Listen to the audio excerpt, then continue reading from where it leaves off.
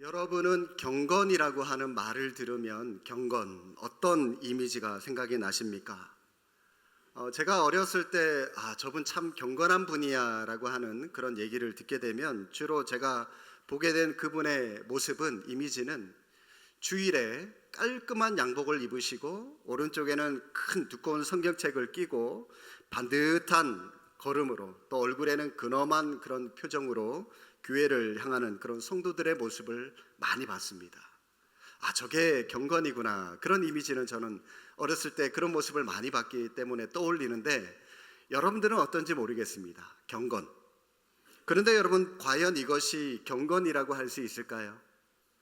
오늘 결론부터 말씀을 드리면 야고보는 그렇지 않다라고 말씀을 합니다. 오늘 본문은 하나님을 믿는다고 하면서도 경건한 삶을 살아간다고 하면서도 왜 작은 일에도 불평하고 왜 사소한 일에도 참지 못하고 화를 내고 분노하고 작은 어려움이 있으면 그걸 믿음으로 극복하려고 생각하기는커녕 금방 주저앉아 버리느냐, 왜 믿음 있다는 사람이 그 모양이냐 라고 하는 것을 우리에게 질문하면서 경건한 사람이 어떤 사람인지를 말씀하고 있습니다. 여러분, 어떤 사람이 경건한 사람일까요? 기도는 잘하지만 속이 좁고 분쟁을 자주 일으키는 사람, 경건한 사람이 아닙니다. 온 마음을 다해서 하나님을 뜨겁게 찬양하지만 불평이 많은 사람 역시 경건한 사람이 아닙니다. 성경에 대한 해박한 지식을 가지고는 있지만 다른 사람을 비난하거나 다른 사람을 무시하는 사람 역시 경건한 사람이 아닙니다. 하나님께 많은 은혜와 복을 받았지만 그 복을 자기만 누리고 다른 사람들에게 나누어 주지 않고 사소한 일로 그 은혜를 쏟아버리는 사람 역시 경건한 사람이라고 할 수 없습니다. 다시 말해서 경건의 모양을 경건이라고 할 수 없다는 말입니다. 그래서 성경에 이런 말씀이 있죠. 경건의 모양은 있으나 경건의 능력을 부인하는 자다. 여러분, 경건의 능력이 무엇일까요? 바로 우리의 행동을 말하는 겁니다. 행동. 그렇다면 우리가 어떻게 행동하는 것이 경건의 능력이겠습니까? 하나님의 나라를 위해서 순교하는 것일까요? 자신의 모든 삶을 다 포기하고 아프리카 같은 그런 오지로 가서 선교하고 전도하는 것을 경건이라고 하는 걸까요? 물론 그런 것도 필요하겠지만 그런 것이 경건한 행동이며 경건의 능력일까요? 그렇지 않습니다. 경건은 아주 작은 일부터 시작하는 것입니다. 그 작은 일이라고 하는 것은 바로 우리의 말 한마디. 우리의 말 한마디. 한마디의 말이 바로 경건의 척도라고 하는 것입니다. 내가 다른 사람에게 어떤 말을 하고 있고 또 나는 다른 사람의 하는 말을 어떻게 받아듣고 듣고 있느냐, 이게 여러분 그 사람의 경건의 수준이다라고 하는 것입니다. 경건한 사람은 말을 잘하는 것도 필요하지만 우선 잘 들어주는 것이 필요하다라고 말씀을 하는데 19절 말씀 우리 함께 한번 읽어보시겠습니다. 19절, 내 사랑하는 형제들아 너희가 알지니 사람마다 듣기는 속히 하고 말하기는 어떻게 하라? 여기까지. 듣기는 빨리 들어주고요, 말하기는 오히려 반응이 늦어져 좋대요. 말하는 것은 늦으면 늦을수록 좋습니다. 고대 그리스의 제노라고 하는 유명한 철학자가 있습니다. 그가 이런 말을 했습니다. 하나님은 인간에게 2개의 귀를 주셨고 입은 1개만 주셨다. 그 이유는 듣는 것을 말하는 것의 2배로 하라는 것이다 라고 이런 말을 했습니다. 말하기보다 듣는 것이 훨씬 중요하다라고 하는 것이죠. 사실 여러분, 남의 말을 들어주는 거 쉽지 않습니다. 특히 우리 어르신들 어떻습니까? 하셨던 말씀 또 하시고 또 하시고 들어주는 거 쉽지 않아요. 우리 웃으시는 분들 본인이 그런 분인가요? 그럼에도 불구하고 우리는 들어주셔야 돼요. 왜요? 들어주는 게 그분들에게는 힘이 되고 위로가 되는 거기 때문에 그렇습니다. 가끔 저에게 상담을 신청해서 제 방에 찾아오셔서 저한테 말씀을 하시는 분들이 있는데 저한테 와가지고 이제 저는 아무것도 안 해요. 그냥 그분이 어떤 말을 하는지 그냥 처음부터 끝까지 일단은 들어줍니다. 그러면 1시간이고 2시간이고 힘들어요, 저도. 예. 아무튼 들어줍니다. 끝까지 이제 그분들을 멈추지 않고 속에 응어리진 거, 속에 고민 담고 있는 거 저한테 쫙 풀어놓습니다. 그러면 제가 그분에게 어떤 뭐 조언이라 특별한 어떤 말을 권면해 준 것도 아니에요. 그런데도 이분이 자기 혼자 실컷 말씀을 다 하시고 나서 툭툭 털고 일어나면서 목사님 감사합니다. 왜요? 이제야 속이 후련합니다. 답을 얻은 것 같습니다. 그러면서 기뻐하면서 나가시더라고요. 아마도 저한테 말씀을 하시면서 자기도 모르게 이 생각의 정리가 되면서 또 답을 찾아가면서 그렇게 마음이 엉그러진 것들을 풀게 된 그런 경우인 것 같은데, 이처럼 여러분 이 들어준다는 게 굉장히 중요합니다. 그런데 여러분 들어주는 거는요, 상담뿐만이 아니라 설교를 듣거나 강의를 듣는 것도 마찬가지입니다. 저도요, 인간이기 때문에 설교자로 앞에 서서 여러분들 앞에 설교를 할 때 힘들 때가 있어요. 언제 힘들까요? 제가 언제 힘들어 할까요? 설교할 때? 듣는 여러분들이 잘 경청하지 않고요, 꾸벅꾸벅 졸고 있거나 눈을 감고 있을 때 굉장히 힘듭니다. 제 딴에는 열심히 은혜가 된다고 해서 말씀을 준비했는데 이렇게 졸고 계시면 이거 은혜가 안 되나? 내가 뭘 좀 잘못했나? 준비를 잘못했나? 이런 생각이 듭니다.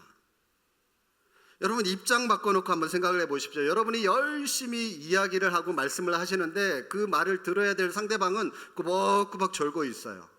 김 빠지지 않겠습니까? 푹 빠지죠, 김이. 말은 하다가도 상대방의 반응이 없으면 뭐 그만하면 그만이에요. 그런데 설교는 그렇지 않잖아요. 뭐 한두 분 존다고 제가 멈출 수 없고, 그래도 많은 분들이 저를 쳐다보고 이렇게 설교를 듣고 있으니 관둘 수 없지 않습니까? 그때 제가 설교를 어떻게 하는지 아십니까? 이렇게 둘러보고요, 안 조는 분, 눈을 부릅뜨고 저를 쳐다보고 계시는 분을 보면서 그분 때문에, 그분을 바라보면서 제가 설교를 합니다. 상식적으로 여러분 듣지도 않고 들으려고도 하지 않는 사람이, 들으려고도 하는 사람이 없는데 누가 열심히 강의를 준비하고 설교를 준비하겠습니까? 에이, 듣는 사람 없는데, 성도들 다 좋은데 그냥 시간이나 때우지 뭐. 그렇게 생각하겠죠, 설교자들도. 열심히 들으려고 하는 그 한 사람, 그분이 있기 때문에, 그 사람 때문에 우리 목회자들은 설교를 더 열심히 준비하게 되는 것이고, 그러다 보면 설교의 수준은 저절로 높아지게 되는 것이고, 설교의 수준이 높아지다 보면 당연히 또 예배의 수준은 저절로 다 같이 올라가는 겁니다. 감사합니다. 여러분 이처럼 말씀에 집중하고 말씀을 열심히 들으려고 하는 청중이 있기 때문에 그 최고의 청중이 곧 최고의 상담가를 만들고 최고의 설교가를 만드는 겁니다. 여러분이 저를 만드는 거예요. 들어주는 것만으로도 이처럼 서로에게 치유가 될 수 있다는 사실을 여러분들 기억하시기를 바랍니다. 또 잘 들어주면 화내는 것도 줄일 수 있습니다. 여러분 우리가 왜 화를 많이 내는 걸까요? 사람들이 싸우는 원인을 보면 대부분 이해하지 못하기 때문에, 이해가 부족하니까 싸우는 거 아니겠습니까? 오해 때문에 싸우게 되는 경우가 많은데, 듣게 되면 이래서 저 사람이 저렇게 했구나, 오해가 풀린다는 거죠. 그리고 말을 하는 사람들이 항상 좋은 말만 하는 것이 아니라 의도적으로 상대방을 화나게 만들려고 하는 사람들도 분명히 있어요. 그런데 여러분 19절 다시 한번 보십시오. 내 사랑하는 형제들아, 너희가 알지니 사람마다 듣기는 속기하고 말하기는 더디하며, 또 하나 더 말씀하시죠. 성내는 것도 어떻게 하라고요? 더디해라. 화내는 거, 분노하는 것도 좀 참아라, 좀 더디해라. 싸움을 하다가 지는 사람, 누가 먼저, 어떤 사람이 지는 사람인가요? 감사합니다. 싸움할 때 자기가 먼저 화내는 사람, 그 사람이 먼저 지는 사람입니다. 왜 그럴까요? 20절 말씀에 분명히 말씀하시죠. 성내는 것이 하나님의 의를 이루지 못하기 때문에. 화를 낸다고 해서 문제를 해결할 수 없습니다. 풀어가야죠, 서로. 유명한 의사들이 한자리에 모이는 모임에 수의사 한 사람이 끼어 있었습니다. 수의사를 어물전의 꼴뚜기점으로 생각하는 한 권위적인 의사가 이 수의사를 망신을 줘서 그 모임에서 쫓겨내려고 약간 비꼬는 듯한 그런 말투를 가지고 수의사에게 이렇게 말했습니다. 당신은 개나 고양이나 고친다면서요? 그랬더니 수의사가 빙그레 웃으면서 말합니다. 네, 그렇습니다마는 어디가 불편하십니까? 썰렁해서 죄송합니다. 네. 성내고 화내는 것은 자기 의가 강하기 때문에 화를 내는 거죠. 그러나 하나님의 나라는 겸손과 자기 부인을 통해서 이루어가는 것이지 자기 의로 만들어가는 것이 아닙니다. 구약 성경 우리 가인을 한번 보시기 바랍니다.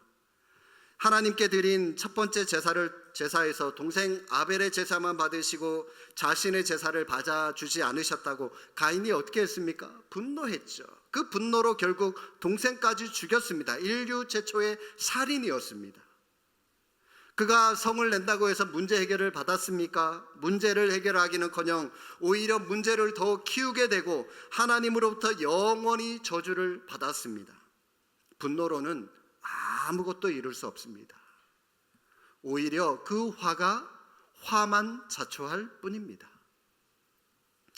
우리가 인정할 수 있는 유일한 분노는 성전의 타락을 보면서 예수님이 느끼셨던 거룩한 분노뿐입니다. 자기 의를 위해서 분노하고 성내면 너 죽고 나 죽자 이게 되는 것이고요. 그러나 예수님이 그러셨던 것처럼 십자가를 지고 내 자아가 죽을 때 비로소 그 사람도 살고 나도 살게 되는 겁니다. 여러분은 지금 여러분 주위 사람들에게 어떤 말씀을 던지면서 그들에게 하면서 살아가고 계십니까? 우리가 하는 말 중에 기분 좋게 하는 말, 상대방에게 힘을 주는 말, 격려하는 말이 있는가 하면 반대로 상대방의 기분을 나쁘게 하는 말, 상대방의 힘을 빼앗는 말, 상대방을 주저앉게 만드는 말이 있습니다. 어떤 말들이 있을까요? 네가 알 게 뭐냐? 네가 뭐 하겠어? 됐어. 너는 해보나 마나야. 너 재수 없어. 왜 그 모양이야? 그렇게 살지 마. 아우, 입에 착착 달라붙네요. 여러분, 이런 말들이 우리를 불평하게 하는 말이죠. 그런데 힘내세요. 걱정하지 마세요. 용기를 잃지 마세요. 당신을 용서합니다. 감사합니다. 아름다워요. 미안합니다. 사랑합니다. 여러분, 이런 말들은 우리를 행복하게 만들고 우리에게 서로에게 또 힘을 주는 그런 말이지 않습니까? 이왕이면 전자의 이런 말들은 우리의 마음 또 우리의 입술에서 다 제거해 버리시고 후자의 남에게 힘을 주는 이 후자의 말을 우리가 할 수 있기를 주님의 이름으로 축복합니다. 자, 이런 의미에서 옆에 분 한번 모시고 칭찬 한마디 한번 해주십시오.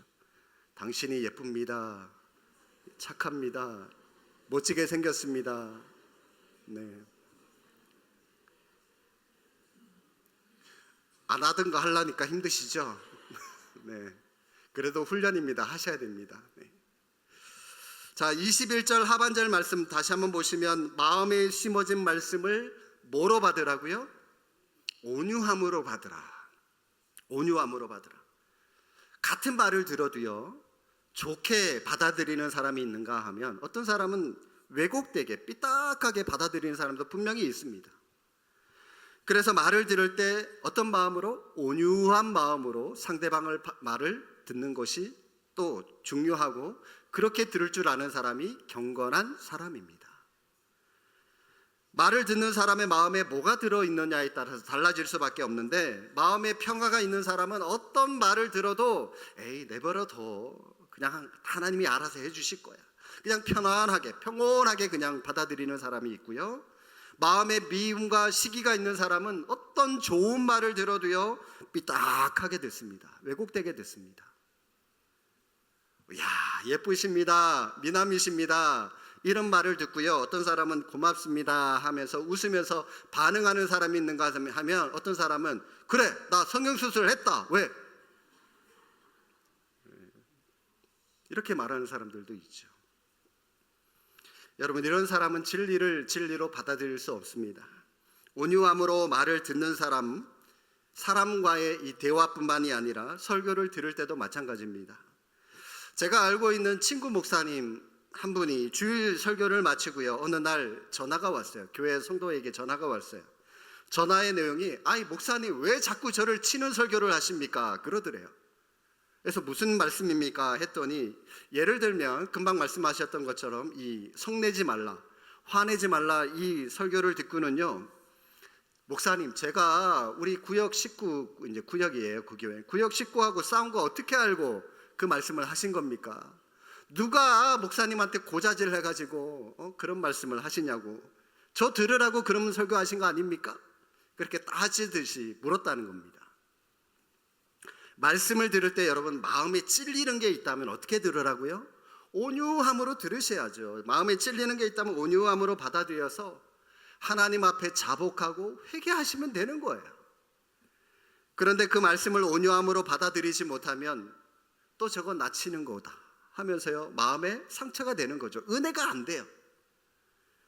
설교를 들으면서 저 말씀은 나를 위한 말씀이야, 하나님이 어떻게 내 형편을 아시고 저런 말씀을 주셨지 하고 느낄 수 있을 때 그 말씀이 은혜가 되는 거죠.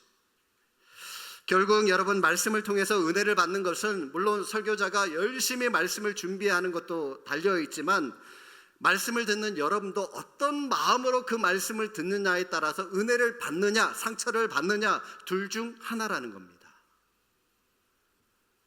말씀을 단지 나를 비판하고 나를 야단치기 위한 말씀으로 듣게 되면 그 말씀은 절대로 은혜가 될 수 없습니다. 나를 살리기 위해서 하나님께서 나에게 주신 하나님의 말씀으로 받아들일 때 그 말씀이 살아서 내 안에서 역사하는 겁니다.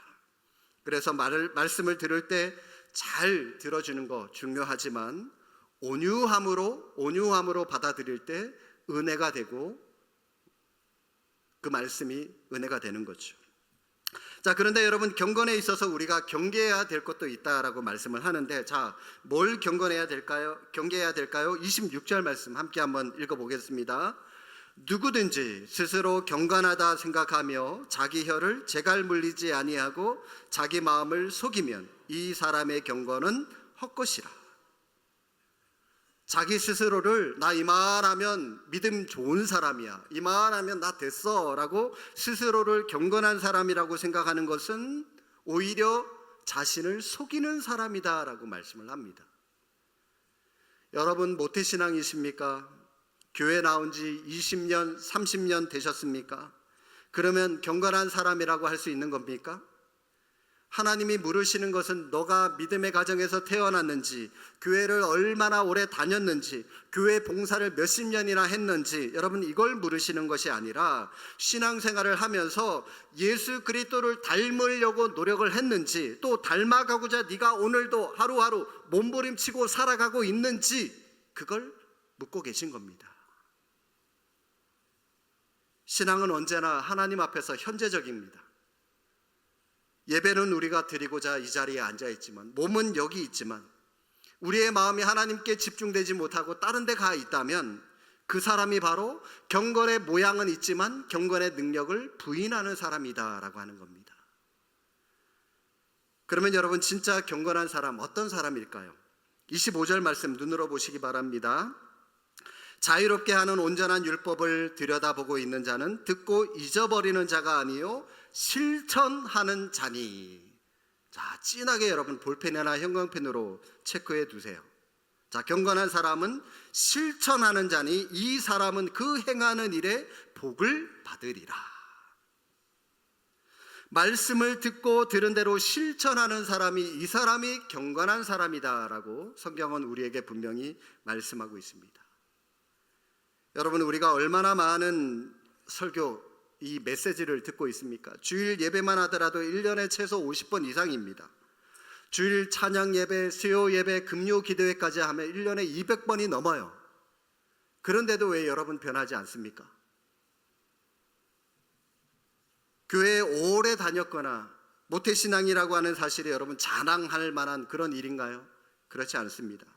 진짜 경건한 사람은 하나님의 말씀을 듣고 행하는 사람이에요. 실천하는 사람이다라고 말씀합니다. 설교를 10번 들어도요, 그 10번대로 살아가려고 몸부림치는 사람, 100번 들었느냐 200번 들었느냐 많이 들었던 그 횟수를 가지고 자랑할 거는 못 된다는 거죠. 하나님의 말씀을 잊지 않고 기억하며 살아가기를 원하십니까? 그렇다면 하나님의 말씀을 듣고 그 말씀을 행동으로 실천하는 사람이 되셔야 됩니다. 실천해 봐야 그 말씀이 내 것이 되는 거예요. 잊혀지지 않는 겁니다. 그런데 우리는 그냥 듣고 말기 때문에, 한 번 설교 들은 것으로 만족하고 말기 때문에, 실천이 없기 때문에 그 말씀이 내 것이 되지 못하는 거죠. 여러분, 말씀이 살아계신 하나님의 말씀으로 들리게 하려면 우선 우리는 말씀을 많이 묵상하셔야 됩니다. 말씀을 많이 읽고요, 그 말씀대로 여러분 묵상을 하셔야 돼요. 이 묵상이라고 하는 말을 이해하려면 여러분 연애하던 때를 한번 생각을 해보십시오. 사랑하던 배우자, 사랑하는 사람, 연애하던 때를 생각을 해보십시오. 결혼 전에 연애할 때 여러분 어떻게 연애하셨습니까? 오래되셔서 기억이 좀 잘 안 되시나요? 한번 상기 한번 시켜드릴게요. 일을 하다가도 불현듯 내님은 뭐 하고 있을까? 그런 생각해 보셨죠? 네. 사랑하는 사람 생각납니다. 하루 종일 데이트하고 헤어졌는데도 또 목소리 듣고 싶어가지고 밤새도록 전화통 붙들고 또 얘기합니다. 밤에 잘 때도 보고 싶어서 잠이 잘 안 와요. 이리 뒤척이고 저리 뒤척이고 아이 보고 싶다. 그러죠, 그죠? 여러분, 사랑하는 사람, 그 사람이 내 머리에서 떠나지 않고요, 하루 종일 온종일 잘 때까지 그 사람 생각뿐입니다. 이렇게 다들 연애해 보셨죠? 예, 저만 이렇게 해서 죄송합니다. 네. 여러분, 이처럼 말씀 한 구절 한 구절이 계속해서 생각이 나면서 그 말씀이 내게 어떤 의미가 있는지, 하나님이 나에게 전하시고자 하는 메시지가 무엇인지 스스로에게 묻고 또 물으면서 대답을 찾아가는 겁니다. 그게 바로 묵상이죠. 이렇게 하면 말씀을 잊을 수가 없습니다. 그리고 나면 그 찾은 대답을 행동으로 옮길 수밖에 없게 되는 거죠. 그러면 내 것이 되는 거예요. 내 말씀이 되는 겁니다. 남의 밭에서 소작을 하던 한 농부가 어느 날 일을 하다가 밭에 보화가 숨겨진 것을 알고는 자기의 모든 소유를 팔아서 그 밭을 샀습니다. 농부가 왜 그랬을까요? 그 땅에 보화가 숨겨져 있다는 비밀을 알았기 때문입니다. 비밀을 알았으면 여러분 그 다음에 어떻게 해야 됩니까? 비밀을 알았으니까 그것으로만 만족하고 그냥 지금까지 쭉 해왔던 것처럼 똑같이 계속 그냥 소자기를 하면 되는 겁니까? 그렇지 않죠. 농부는 자기가 알고 있는 것을 즉시 행동으로 옮겼습니다. 집으로 가서 그 보화를 소유하기 위해서, 더 큰 것을 소유하기 위해서 자기의 전 재산을 다 팔아서 그 밭을 샀어요. 행동으로 실천했습니다. 우리 그리스도인들도 이렇게 행동해야 된다라고 말씀을 하고 있는 겁니다. 말씀을 머리로 알고 있는 것만이 아니라 알고 있는 것을 여러분의 삶 속에서 온몸으로, 가슴으로, 손과 발로 실천하는 것, 그것이 진짜 경건이다라고 말씀을 합니다. 그래서 야고보가 말씀하는 이 경건한 사람을 한마디로 말하라고 한다면 행동하는 그리스도인, 그 사람이 경건한 사람이다 라고 할 수가 있는 겁니다. 자, 그러면 여러분, 우리는 어떻게 행동해야, 어떤 행동을 해야, 실천을 해야 경건한 사람이라고 하는 말을 들을 수 있을까요? 경건에는 두 가지가 있습니다. 외적 경건과 내적 경건이 있는데요. 27절 함께 한번 읽어보시겠습니다. 27절 시작. 하나님 아버지 앞에서 정결하고 더러움이 없는 경건은 곧 고아와 과부를 그 환난 중에 돌보고. 여기까지. 자, 여러분, 이거는 외적 경건을 말합니다. 외적 경건이라고 하는 것은 고아와 과부처럼 약한 자, 병든 자, 가난한 자, 환난 중에 있는 자들을 돌보는 행동, 이게 외적 경건입니다. 내가 가져야 할 것, 내가 먹어야 할 것, 내가 누려야 할 것이 있는데 이것을 내가 좀 덜 누리고 나보다 덜 가진 사람, 나보다 못 먹는 사람, 나보다 더 궁핍한 사람을 위해서 나누어 줄 수 있는 것, 그게 외적 경건이다 라고 하는 것이고요. 27절 하반절 계속해서 볼까요? 또 자기를 지켜 세속에 물들지 아니하는 그것이니라. 세속에 물들지 않는 것, 이거는 내적 경건입니다. 세상에서 자기 자신을 믿음으로 지킬 수 있는 것, 내적 경건. 경건은 세상과 구별되지만 분리되지는 않습니다. 도리어 세상 속에 존재합니다. 여러분, 우리가 세상과 따로 분리되어 있다면 분리된 상태로 우리가 어떻게 세상에 복음을 전할 수 있으며 사명을 감당할 수 있겠습니까? 우리는 분명히 세상 속에서 살아가야 됩니다. 그러나 세상 사람들이 살아가는 것처럼 똑같이 살아가서는 안 됩니다. 세상 사람들과는 다르게 살아가야죠. 이게 거룩이죠. 세상 속에 살아가면서 하나님의 사람으로서 자신을 지키고 믿음을 지키고 하나님의 사람으로 변화됨으로 살아가는 모습, 이게 내적 경건. 자신을 지키는 거 참 힘듭니다. 왜냐하면 자기 자신을 지키기 위해서 겉으로는 온유함을 드러내면서 내적으로는 독해야 돼요. 자기 자신한테는 엄격해야 되기 때문입니다. 다른 말로 하면 타인에게는 관대하고 자기 자신에게는 엄격해야 됩니다. 근데 여러분, 많은 분들이 거꾸로 살아가죠. 타인에게는 독하고 자기 자신한테는 오히려 너그럽고. 여러분, 우리는 거꾸로 살아가야 됩니다. 자기 자신에게는 엄격하고 독해야 돼요. 왜냐하면 독하게 엄격하게 말씀으로 자기 자신을 지키지 못하면 우리는 얼마든지 세상에 휘둘릴 수밖에 없고 우리는 이 믿음의 중심을 잃어버릴 수밖에 없는 존재이기 때문입니다. 사랑하는 성도 여러분, 경건한 그리스도인들이 되시기를 원하십니까? 그렇다면 아주 작은 일부터 시작하시기를 바랍니다. 그 일이 무엇이라고요? 우리의 말 한마디 한마디, 말을 아끼십시오. 이왕 하는 말, 상대방을 세워주고 상대방을 격려하고 위로해 줄 수 있는, 상대방을 이롭게 할 수 있는 그런 말씀을 하시되, 남에게 덕을 끼치는 말을 할 자신이 없다면 여러분, 아예 말을 하지 마십시오. 가만히 계시면 그냥 중간이라도 가잖아요, 그죠? 그리고 여러분, 잘 들어주십시오. 듣되 온유함으로 들으십시오. 온유함으로. 누가 자기 공격하려고 말 거는 사람 없습니다. 잘 들어주십시오. 그것이 경건의 출발이고요. 그리고 환난에 처한 사람들 돌아보시고 엄격함으로 믿음 있는 사람의 모습으로 자신을 지키며 나아가는 것. 그렇게 될 때 여러분은 하나님이 인정하시는 경건한 그리스도인으로 이 땅을 살아갈 수 있습니다.